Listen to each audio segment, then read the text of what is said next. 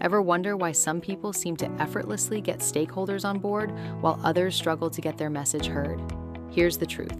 It's not about having the perfect pitch or the most polished slides. Today, in our webinar, Influencing Plus Stakeholder Engagement, we're going to explore the one thing most people forget when they're rushing to influence others, and it's probably not what you think. Well, hello all. We're going to have, I'm going to do a bit of talky stuff, but we're going to try and get a little bit of interaction as well. And so if you've got any burning questions as we go, throw them in and we'll aim to try and tackle those. But you know what I reckon it would be helpful, just to get that chat working, right, is I want you to think about younger you, maybe 10, 15, 20 years ago, right? Younger you. And we're talking about stakeholder influencing today. How you come into some of these conversations and help your message land and get through to people. And I wonder what advice you would give to younger you. So just take a moment now and throw something in the chat. But actually, you know, what we might do is we'll all do it together. So start typing something in the chat. What's your advice to younger you? And then we'll all hit send together. And we're going to get like a waterfall, I hope, a waterfall of insights. So advice to younger you. Throw something in the chat and then we'll all hit send together. So I'll give you maybe 20 or 30 seconds to do that.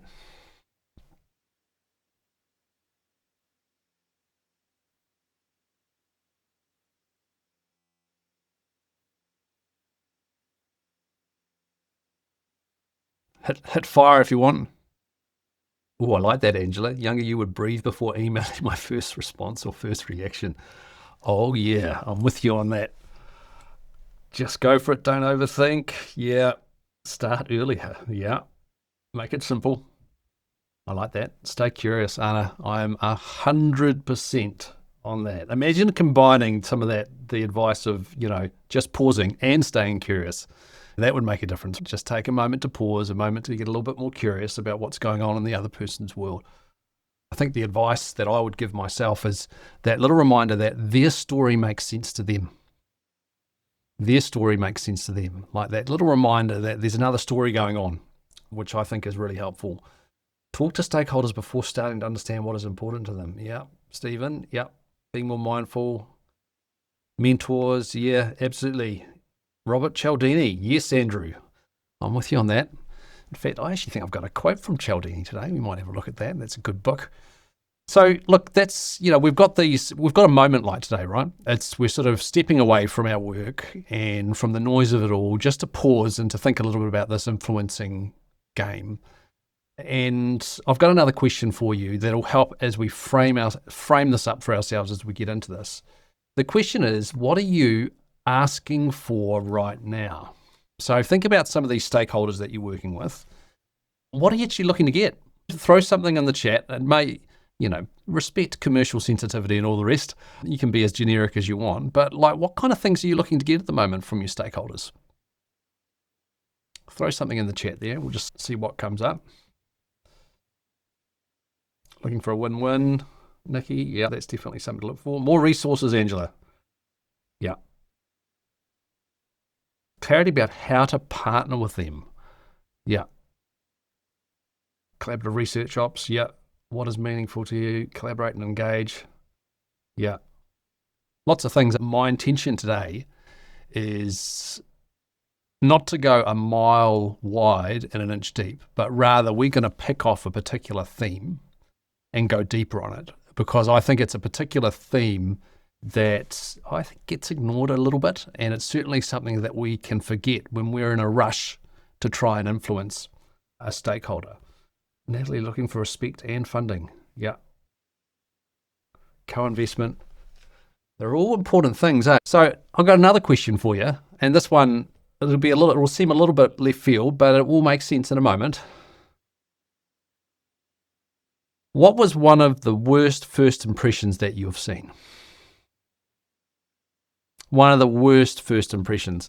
I can remember a time where I was in a business and there was a new employee started, but they were like hours late because they were hungover. And I was sitting there going, geez, this is a pretty bad first impression coming into a business. Lucky for them, their boss thought it was hilarious. What are some of the worst ones you've seen? Throw that in the chat as well. Ooh, 40 odd detailed PowerPoint slides. Oh, that sounds, that sounds painful. Painful as heck, Stephen.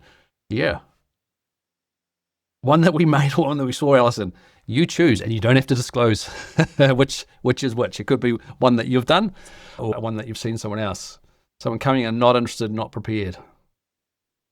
Yeah.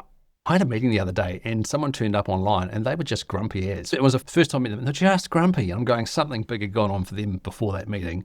But it's like, wow, that wasn't a brilliant first impression. Sharing business cards, yeah. 15 minutes self-intro for a 30-minute fireside chat. Wow, Matthias. Talk without listening. So, folks, I'm asking you this question for a very deliberate reason, because first impressions are lasting impressions, right? You may have heard about the phrase, you don't have a second chance for a first impression. In fact, there's some research that goes, you can shake a poor first impression, but it does take quite a bit of consistent effort to shake that first impression. In fact, one author talks about it taking 8 good impressions to overturn a bad one. 8 good impressions to overturn a bad one. There's a cognitive bias called the halo effect. Some of you may have heard of the halo effect. It's this idea that our brain latches onto something about someone, and it causes a halo in the sense that everything that happens next is kind of coloured by that first impression. So, for example, and this is where it gets a little scary, right? Someone walks into the room and they're just a bit more confident than others in the room, and they have that presence about them. And because of that level of confidence, that halo effect starts to come into play and people just trust them more. You know, from that point onwards, they just seem to be trusted more. And you're going, well, that sounds a bit dangerous. I'm going, yeah, it's not ideal. You know, trust should ideally be based on a whole bunch of things, but this halo effect is a real thing. And we're not going to be talking about first impressions, by the way, in relation to ourselves.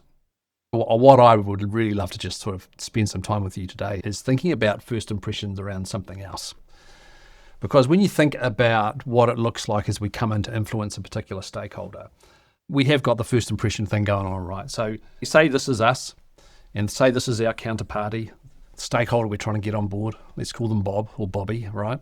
You know, we are giving off a first impression, some vibes into the room, and things like the halo effect tell us that that actually is affecting the stakeholder and how they see us. But the question I've got for you today, and that we're going to be exploring from a few different angles, is what about your message? What's the first impression of your message? Because you've got an impression as you walk into the room, but at the same time, you're bringing in a particular proposition as a professional influencer, which you all are, by the way. Influencing is a key part of your job, right? We walk into the room with a particular message, and I'll just call it a proposition, and that also gives an impression. And that impression can be a lasting impression, that first impression of what you're saying. And it can be hard to shake that first impression. And so we're going to spend a bit of time exploring that today, because I think it's often overlooked, and we're really thinking about some angles around influencing and stakeholder engagement that can be quite potent, really. Some of you may have come across Daniel Kahneman. He's a Nobel Prize winning economist. He wrote the book Thinking Fast, Thinking Slow, and he's got this phrase, WYSIATI. Does anyone know what that stands for? If you know what that stands for, just throw it in the chat. How would you pronounce that? What that stands for is it's his way of summing up a whole lot of the behavioral economics, neuroscience stuff, when he goes, what you see is all there is. What you see is all there is. So what he's talking about, and in his book, Kahneman talks about the fact that your brain is like neurologically can be categorized into a system 1 and system 2. And system 1 is the very intuitive and emotional and fast part of the brain. And then system 2 is the more methodical, logical part of the brain.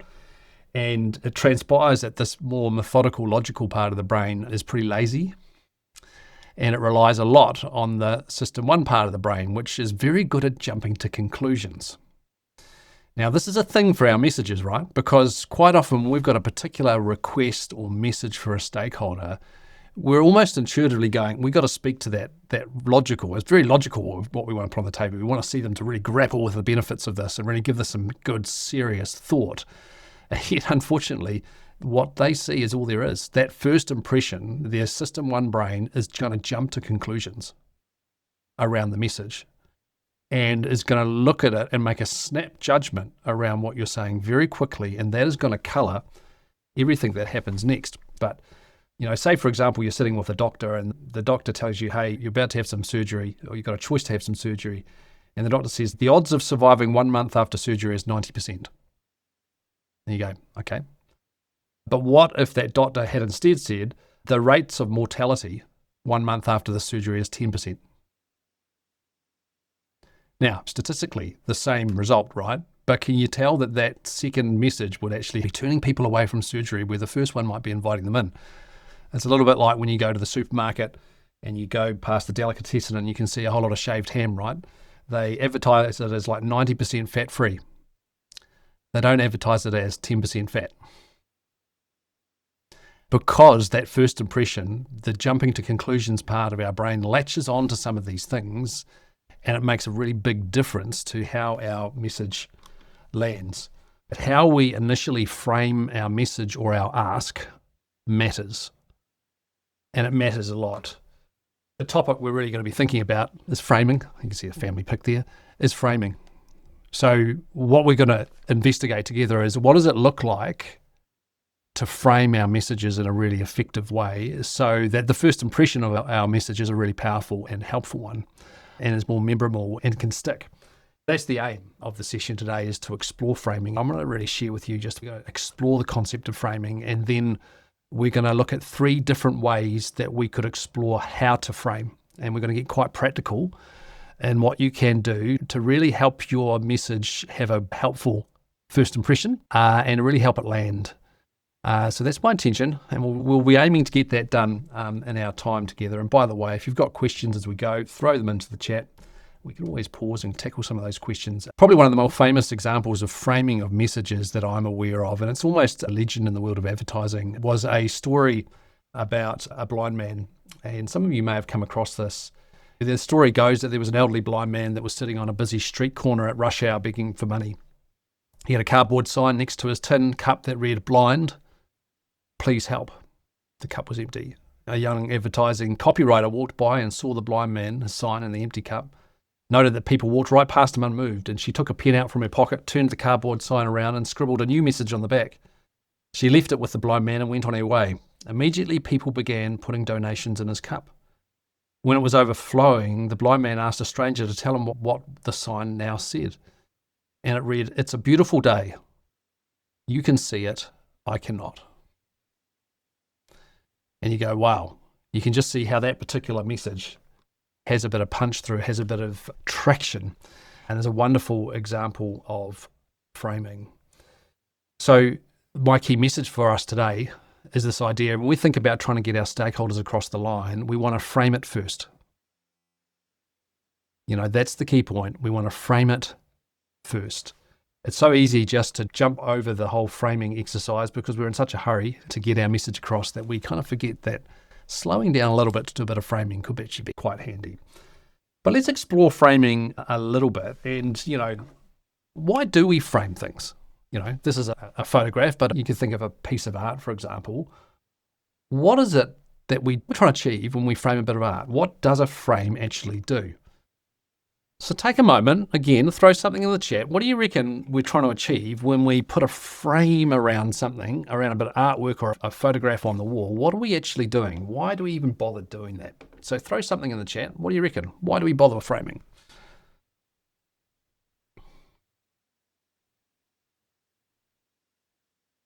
Yeah, focuses attention, highlights it. Yeah. Impact, clarity, shared understanding, context. Yeah. All quite powerful, eh? I like that you've brought out that protection thing too, Natalie. Really, creates structure, sets borders or boundaries.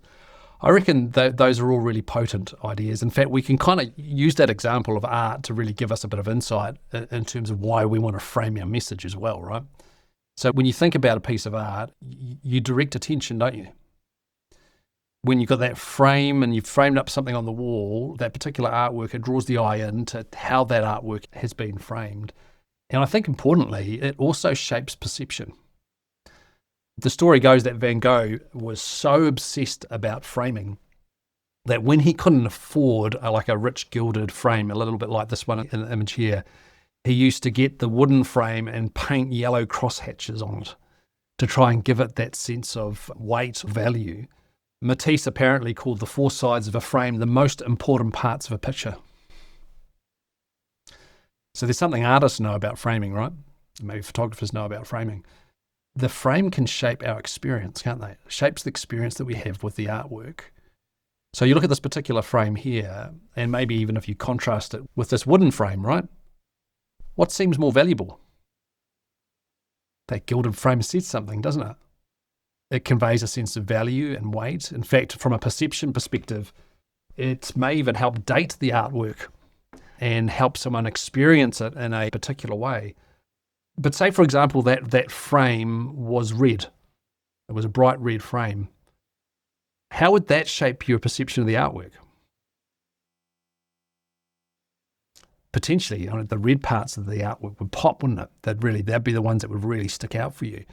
And so the frame plays a really significant role in shaping our experience. And it's the same with our messages, right?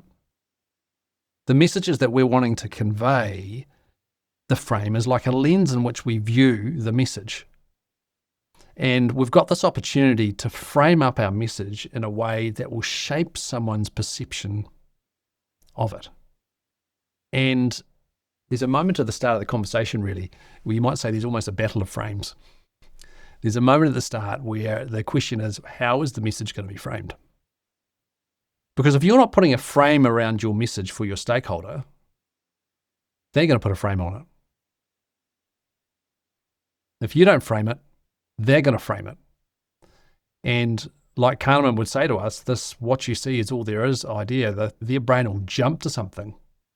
And they'll jump to something and they'll frame it, and it's going to be hard to shake that frame. And it could completely change how your message is interpreted. Natalie in the chat mentioned that a frame also protects it and helps something last longer. And I reckon that's a key thing for messaging as well. A frame protects integrity. It provides that strength. You don't hang the painting on the wall, do you? You actually hang the frame on the wall. The painting's not strong enough to hold. And so there's an aspect here of the frame that we choose for our messages. It helps it have some longevity. It helps put a bit of scope around it and strength around what we're about to say. And so framing is one of the most essential but often overlooked tasks that we have when we're thinking about trying to get through to a stakeholder. In the world of negotiation, framing becomes very important. In fact, there's an expert out of Harvard, Deepak Malhotra. This is what he has to say about framing in the context of negotiation. Control the frame of the negotiation. The frame that takes hold will shape how negotiators make decisions, how they evaluate options, and decide what is acceptable. Significant, eh? So, as you're wandering into that meeting next week with a stakeholder, and maybe you're asking for those extra resources, you're trying to find out how we can be in a better partnering relationship and some of those things that you've shared in the chat. The question I've got for you is, well, you're the artist. What's your frame? Because if you don't frame up that message, your stakeholder will put a frame on it, and it may not be the frame you want. So what we're going to do now is we're going to explore 3 types of framing. And my invitation for you is, as we sort of explore these 3 different ways of framing, is to just have a bit of a think about that conversation that's coming up for you and how you might leverage some of these frames. For those who like to dip into a little bit of persuasion and influence, you'll begin to go, there's so many different ways that we could frame something. I personally see the need for these 3 types of frames that we're going to talk to, and this is need I've seen based on coaching.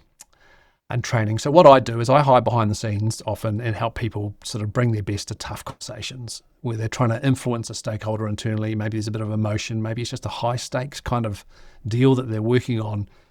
And the framing makes a difference. Technical professionals that are super brainy, have a lot of experience in a very technical space, and then in the course of their career, they're now actually having to try and have a bit of cut through with stakeholders and get buy-in to things.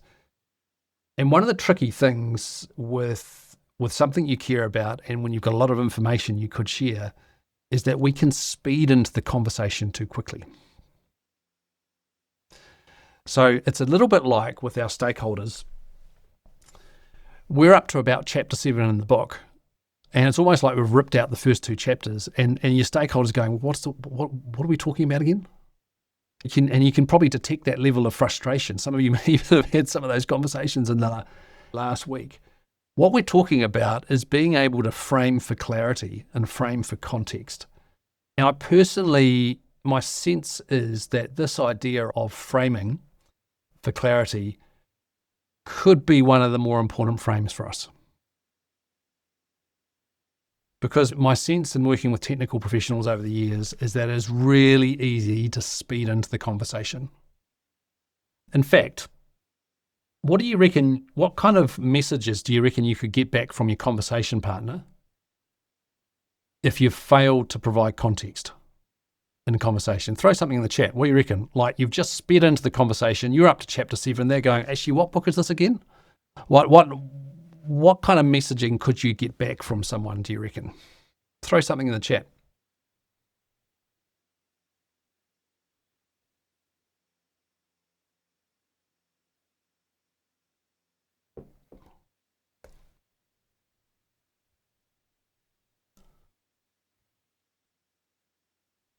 Disengagement. Attempts to orientate, hostility, even miss the actual business opportunity, annoying. It's actually quite important to do what we're just doing now, because we can be largely unaware that we're doing this. Researchers talk about the curse of knowledge. Has anyone heard about the curse of knowledge? The curse of knowledge basically says you've forgotten what it's like to not know. You've forgotten what it's like to not have the background, not have the knowledge. Probably the most famous research that I'm aware of in this space was a tapping study. And so out of Stanford in this particular study, what they did is they got people in pairs, and the psychologist running this, Elizabeth Newton, there was a listener and a tapper. And so one person in the pair had to tap out a tune like Happy Birthday or a popular tune, just tap it out on a table or what have you. And the other person had to guess what that tune was. As part of the research, they asked the tappers to estimate how often their conversation partner would recognise the tune. And they thought maybe half the time, 50%. It was actually 2.5%. So they had grossly overestimated their ability to communicate to the order of 20 times. And frankly, like, if I was sitting in a corner with you and we're talking about framing, about upcoming conversation, I reckon it'd be helpful to talk about this. We may have forgotten how much we know and we've forgotten how much they don't know about the topic. And so we speed into a conversation with a request in mind and providing a whole bunch of information, and they're left going, wait, what? And you can see a look of bamboozlement or frustration on their face. What we're talking about here is that our speed is compromising our impact. We are rushing into these conversations. And my suggestion as a coach to you is we've got to find a way to pump the brakes. We just have to find a way to slow the heck down if we want our message to land.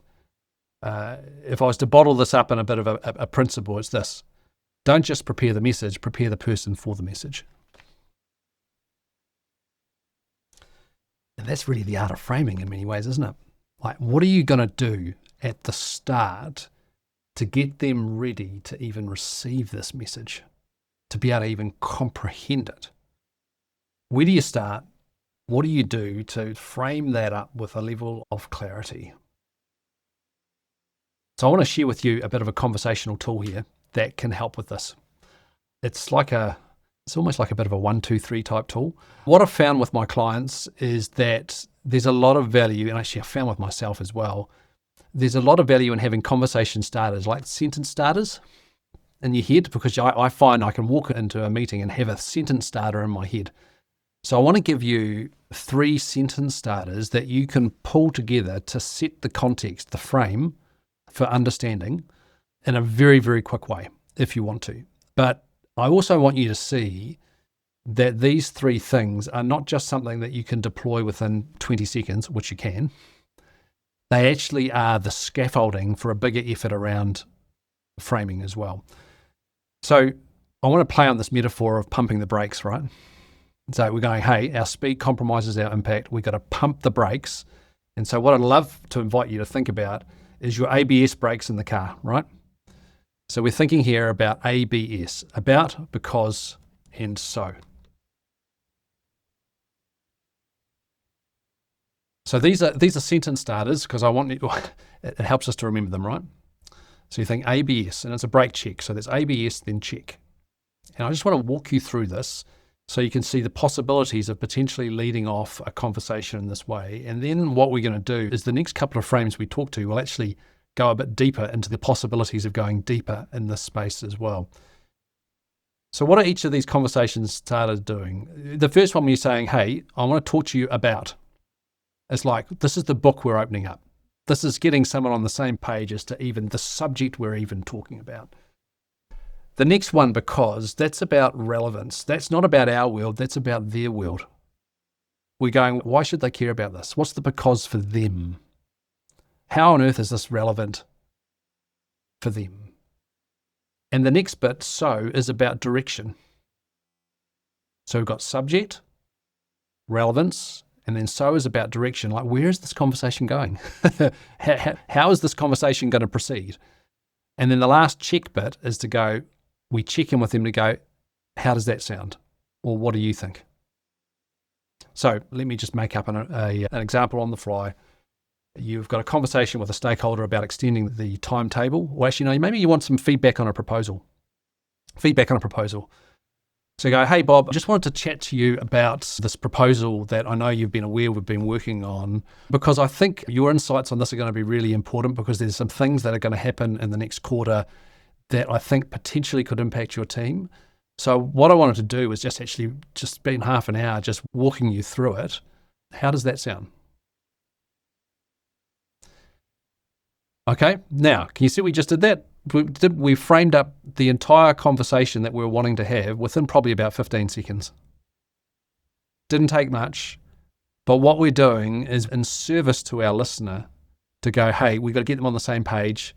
I want them to lean in, so let's talk about the relevance to them. And I also want them to have a sense of where this conversation's going so they can buy into the next step. Honestly, guys, I reckon this is pretty powerful. I reckon this works. I reckon you can probably walk in. I mean, I just made that one up on the fly for you, right? I reckon you could probably just do this on the fly. All you're thinking in your head is, hey, Bob, just want to talk to you about blah, blah, blah, blah, blah. Because, and you're thinking on the fly, how is this relevant for Bob? In Bob's world, what's going to make a difference for Bob?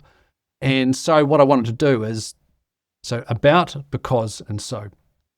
I think it's actually a really powerful way of framing for clarity, but also beginning to lean into the next 2 types of framing that we're going to talk about. But I just want to pause there. Is there anything coming up for you guys around that? Can you see? Does this look like something you could do in conversation? Put something that you reckon. Give me a yes or a no. Is this something you reckon you could do in conversation? Brilliant. Do you reckon this is something you could get some reps in on the weekend? I reckon. Full confession. Am I allowed to do a little confessional here? If my wife Rach is on this call as well. She's my practice manager, and give a wave into the camera, Rach. There she goes. And do you know what we say to each other? We do this all the time. Like, we work together, and so we speed into our message. Like, oh, hey, could you da da da da? And we put the brakes on each other. We've given ourselves permission, really. We go context. So we kind of abruptly say context to each other, and it's our shorthand way of reminding ourselves that we actually need to do the about, because, so, but. We need to pump the brakes to do that. And what's amazing to me, and maybe amazing to you, Rach, is we've been doing this for quite some time, right? We say context quite a bit. You would have thought we would have learnt, but we don't. We just speed it into the conversation. My invitation to you is just to file this away, but to get some reps in, to just get a little bit more used to doing this. I also invite you to start observing the responses from your stakeholder in conversation. If you see a flash go across their face of bewilderment or wonder or a little bit of frustration, that's a signal to you to pump the brakes and sort of just connect with what just happened in the conversation there. That's an interesting one, Troy, hung around in short, really short elevator pitch type things. I reckon the format still potentially works. You know, the whole elevator pitch thing is like, how often do you really have to do an elevator pitch? I see it's more likely you want to get into a conversation. I think the because bit is where you got to grab some attention and some relevance to draw them into a conversation. Let me mull on that as we go, Troy Hung, and if we want, we can chat about a bit more about that at the end. One way of thinking about this, folks, is when we think about trying to frame for clarity, it's almost like we're playing catch. Has anyone ever had someone throw a ball at you when you're not ready? You know, it hits you, or you completely miss it. And you're kind of like, oh, why'd you do that? You know, now I'm looking like the uncoordinated one when you could have just waited a few seconds for me to get ready. When we're trying to get a stakeholder on board with something, we've got to get them ready to catch the ball. There's no point throwing a ball when they're not ready. And so we want to pump the brakes in our conversations to slow down, to frame for context, for clarity, so that they're ready to catch the ball. So speaking of catching balls, some advice that I had from a mentor a few years ago, actually this might be 10, 15 years ago actually. This was in the context of public speaking. He said to me, Stu, when you're getting up to speak to a group of people, you don't want to throw them a handful of gravel. You want to throw them a softball. Now, can you see where he's getting at with this? He's going, so often we get up to present or to share, and we've got all this information. It's like we throw this big handful of gravel at people and they catch nothing. And if they catch something, they maybe catch something small. And he's going, no. Do the work in advance to identify the key big thing, the main thing, the single thing that you're trying to get across the line, the single angle of relevance, for example, and throw that to them so they can catch it. And that involves choice, doesn't it? And it involves thinking about relevance and the main thing that you're wanting to hook someone into with your message. And that's what we're going to be talking about next. So one way of thinking about it is you've got about, because, so. We're just going to dig in a little bit more to the about, to the because bit, the relevance bit. Because we do want to find a way to hook someone's attention to help what we're trying to say really, really land. And what we're talking about here in terms of a frame is we're thinking about how do we frame for impact?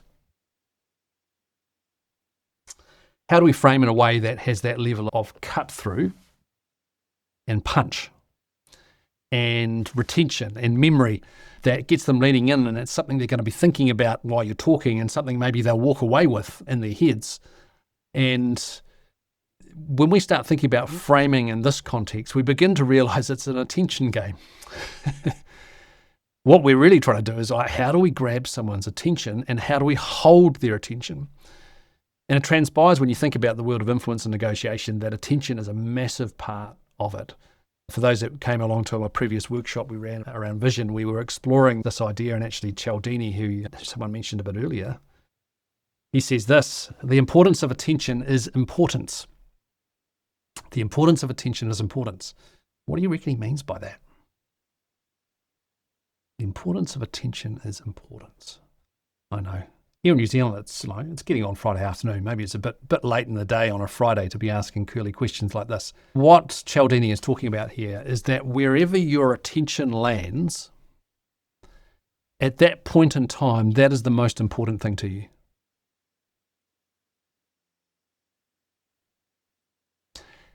And the influence game is often about how do you grab someone's attention? How do you hold on to it? How do you shape it? Because if you can get your stakeholder to really pay attention to something at that given point in time, that is the most important thing to them in the world. It's actually captured quite well by William James. He says, what holds attention determines action. William James is like the great grandfather of American psychology. long past, but I love the way he's captured this. What holds attention determines action. And so as we're thinking about throwing a softball, right, as opposed to a handful of gravel, and we're doing a little bit of framing at the start of our message, what do we want them to pay attention to? What could we say, even in a short period of time, that will grab their attention and, help it to stick? Now, there's actually a number of tools in our toolbox that can help with this. Some of you may have dipped into the art of storytelling. Storytelling, telling a good story, for example, is an excellent way to grab someone's attention and help them see a particular point. A story with a point is a very potent thing, far more effective than throwing a whole bunch of information at someone. You might also think about the power of a good question. And, in the same way that a spotlight directs the eyes, a question directs the mind. So questions hijack someone's attention. And so with a good question, even a rhetorical question at the start of your message, you can grab someone's attention in a way that can be quite sticky. That maybe it's, hey, you might go, actually, look, Bob, probably the issue that we're really grappling with, which I think you and the team will be interested in, is just how much risk can we take on the timetable? And you let that land. Now, you see, we're just using a rhetorical question, but it's grabbing someone's attention. It's directing their attention somewhere, and you go, that's maybe a way of framing for some impact in that conversation, that sticky question that might be lingering in their head hours, days, months, even after the conversation. Sometimes a physical demonstration of something is a great way to have that level of impact. I actually want to hone in on one tool, which I find fascinating, and I hope you will too, in terms of really framing for impact. And it's the art of choosing the right metaphor, or a good metaphor. When we think about a metaphor, one way of thinking about a metaphor is a bit like a suitcase. You can pack a metaphor full of meaning and emotion and intention. It just captures and holds so much. And a bit like a suitcase, it's also portable. Someone walks away with that metaphor. It's easy for them to pick up. And it's also accessible. A good suitcase is accessible. They can pop the lid and they can get in and quickly relate and have that level of resonance with the underlying message of that metaphor. Some would say that metaphor is actually a key part of how we make sense of the world, right? In terms of how we think, and with story, it's like almost a mini story, a metaphor. And so what I'd love to just sort of sit on here for a little bit is how could we use metaphors as we look to try and get people across the line on something. Now, I do actually want to share a little bit of an example of this, which is fascinating and scary all at the same time. So there was a research study that was done where they gave a group of people a message, and the message was, crime is a wild beast preying on the city of Addison. The crime rate in the once peaceful city has steadily increased over the past 3 years. In fact, these days it seems that crime is lurking in every neighbourhood. In 2004, 46,177 crimes were reported, compared to more than 55,000 reported in 2007. The rise in violent crime is particularly alarming. In 2004, there were 330 murders in the city. In 2007, there was over 500. Now, did you pick up what the metaphor was in that particular message? The image gives it away. It was a wild beast. They said that crime was a wild beast. Now, what they were examining with that particular bit of information, that little message, right? That's a paragraph message. They were wanting to investigate what would be the role of that metaphor and what was its impact. And so they also gave another message, and the other message is they didn't frame it up as being a wild beast. What they said is that it was like a virus. So they said that this, crime is a virus infecting the city, and it's not been lurking, it's been plaguing every neighborhood. Right? So two quite different messages, different metaphors, right? And what they found is with the crime as a wild beast metaphor, people were far more inclined to suggest enforcement by punishment. And with the metaphor, in that particular case, 75% would go, yeah, let's get them in jail, let's put them in jail, and only 25% suggested social reforms. When they changed the metaphor to the virus infecting the city, 44% suggested social reforms. quite a material increase on what people were doing. And what's curious here, when they asked people what was most influential to you, they were all circling, it's these numbers, these stats, because crime's obviously out of control, not realizing actually it was the metaphors that were making the difference. This is why I say it's kind of scary, right? Isn't it scary that you can put a whole lot of work into the stats and figures and all the logic and reason in your proposition, only to have a metaphor have more cut through? Crazy, eh? And so the research gets even crazier. It gets even crazier. You would think that Democrats and Republicans may have a different view on crime and whether you incarcerate people or you use some sort of social reform type stuff. And that is the case. And so they did find that there was a bit of a difference between whether you're a Republican or Democrat, right? And that was about an 8 to 9% difference. But the metaphors had more of an impact. The metaphors were having an 18 to 22% difference. Now, that's kind of crazy, isn't it? It's kind of saying the metaphor in those messages were more powerful than that whole set of political beliefs and worldview, whether you're Republican or Democrat, coming into that message. The metaphors were still more potent than that. So I share that with you to go, well, maybe it's not the craziest thing in the world for us to start thinking about what's a metaphor that we could be using with our message. Can I just show you something that you could do?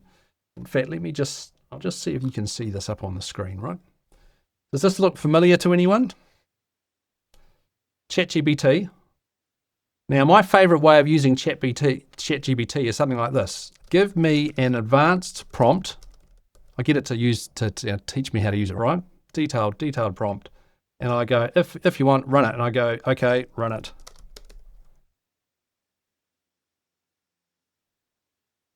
Even Formula One cars need to pull into the pit stop now. Preventative maintenance, the recharge cycle, and a whole bunch of how you could clearing the runway. Can you see how that potentially could be kind of helpful? So when you're trying to figure out a good metaphor, just rely on something like ChatGPT. It can give you a good head start. So we've been thinking about framing for impact and how a good metaphor is going to be helpful to get a level of cut through, make our message a bit sticky and the rest.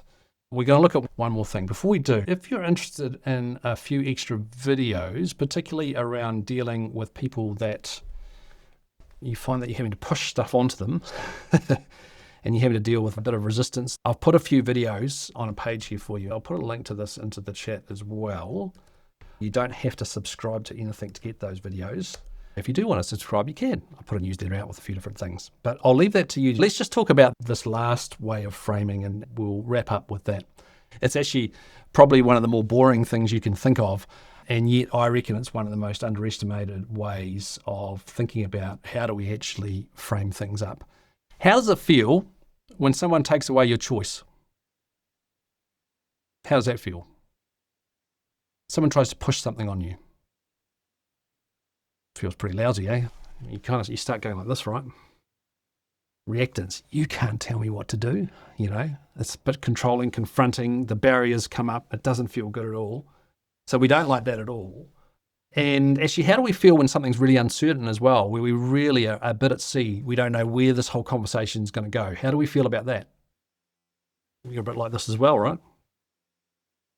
Now, we don't want our counterparties, our stakeholders, to be in that state when we're wanting them to really openly listen to our message. The human brain, it craves autonomy. It's why when our youngest Heidi was a little girl and we wanted her to brush her teeth and she was going, no, we would go, Heidi, do you want Daddy to brush your teeth or do you want to brush your teeth? We're giving her a choice, right?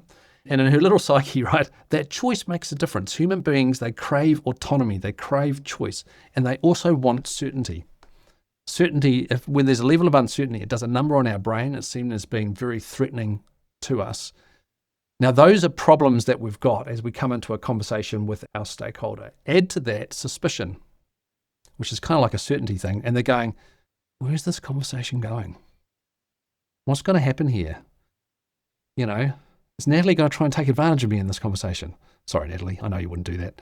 These are all problems we want to solve very early on. And what we're talking about here is how do we frame things up for alignment?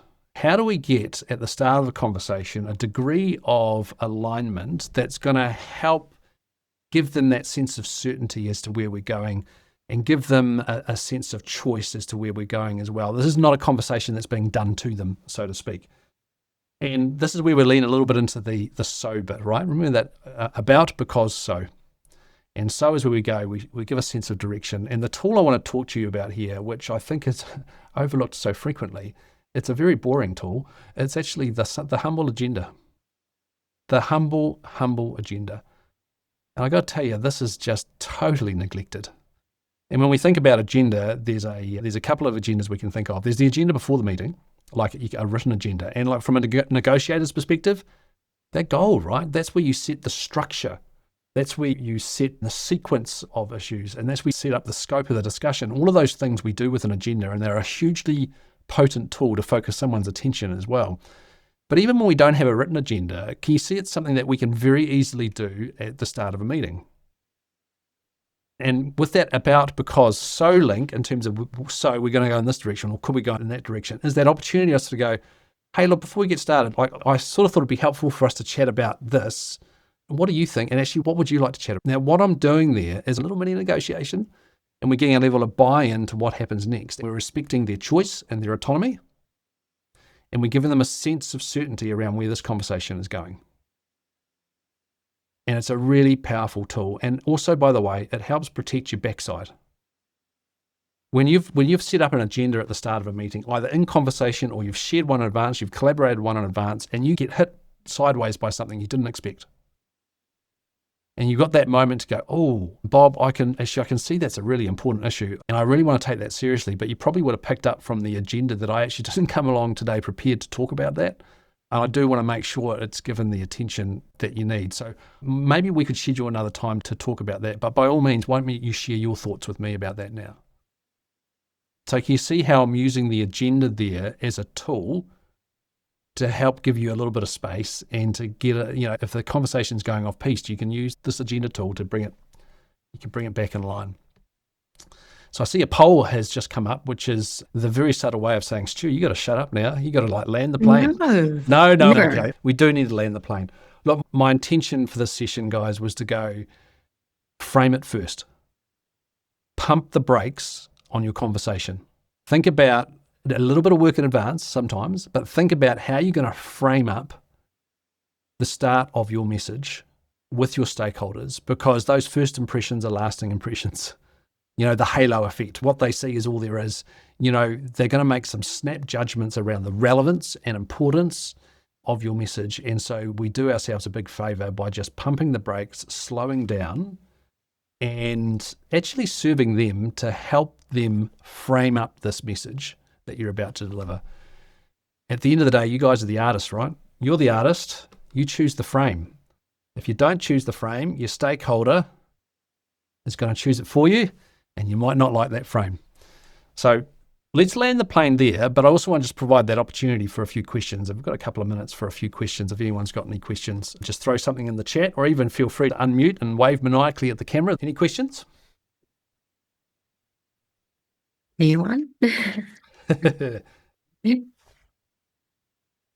While everyone's pondering, please fill out that poll. Surely we have some questions here for Stu. Feel free to just come off mute and engage here. Feel free to reach out. Like, sometimes this forum's not always the easiest forum to be able to explore conversations that actually are really important to you. And even your team might be facing something. If it makes sense, you think it makes sense to have a bit of a chat, just ping me on LinkedIn or drop me an email, and more than happy just to jump on and have a bit of a chat.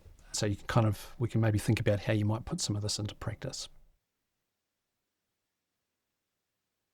Stu, do you want to take a pic of one of those ones in the chat, or do you want me to? Let's have a look here. What if you deliver metaphor for impact that aren't backed up by stats and figures? Yeah, so you overpromised him potentially. I think that can be a bit of a risk, but also there's a. Can I give you another? I didn't touch on this, but I just want to raise it because I think it could be relevant here, Tim. One of the beautiful things about metaphor is that it also builds your own conviction about something. Like, when the metaphor serves you as well, because when you get a good metaphor, it actually hits you emotionally, and it adds this relevance to your message that you didn't see beforehand. And so it gives you that sense of conviction, which can be really helpful with your presence when you come into that meeting.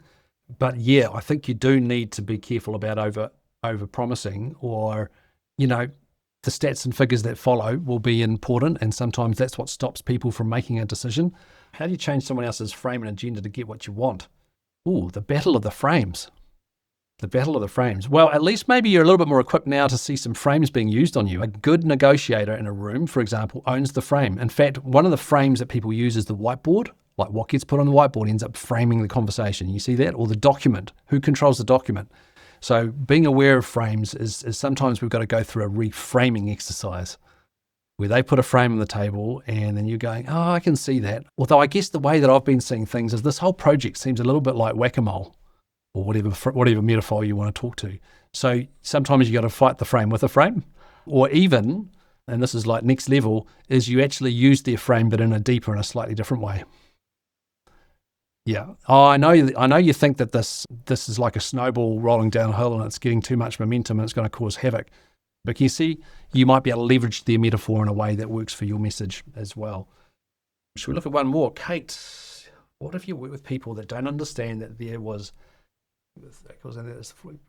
free team monitoring and create disengagement? Wow. Kate, that's a conversation we could probably pick up offline, but that's a tough one. One of the thing that that's a bit of a systemic issue where people think that the main way you're going to influence people is by giving a whole bunch of detail. Unfortunately, it's like dealing with a lawyer. You give a lawyer a bunch of detail, a written document or something, like a whole bunch of PowerPoint slides. Do you reckon a lawyer is going to look for what's right with it or what's wrong with it? They're going to look for what's wrong with it. When we provide too much detail, we're just inviting people to go into critique mode. While there's always a bit of a need for some detail and to back things up, I would be really thinking hard about some of those PowerPoint slides and how to frame things up early at the start in a way that's going to be helpful to the listener. When someone's reading, they're not listening. Like different paths in the brain. When we're reading, we're not listening. There's a reason when I give you slides on the screen, I don't put lots of words on the slides, because I know that you're not listening. Or if I do put lots of words on with a quote, I have to learn to shut up because you're not going to be listening. So, why have a pitch presentation with all this information if you could just send them a document? And then I'll be thinking, maybe reword that document. Kate would be more than happy to pick up that conversation separately if you want. In fact, it raises a very interesting question around how you could frame that problem with your own team.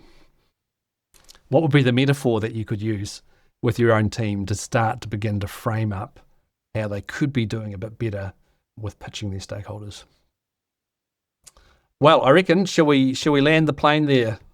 Yes, I think so. I think that was a great presentation, Stu. Thank you so much. And thank you for everyone for really engaging and making good use of our hour that we had today.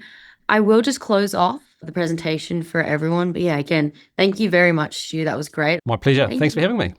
Perfect. Thank you. Bye, everyone. Have a great day. See you, folks.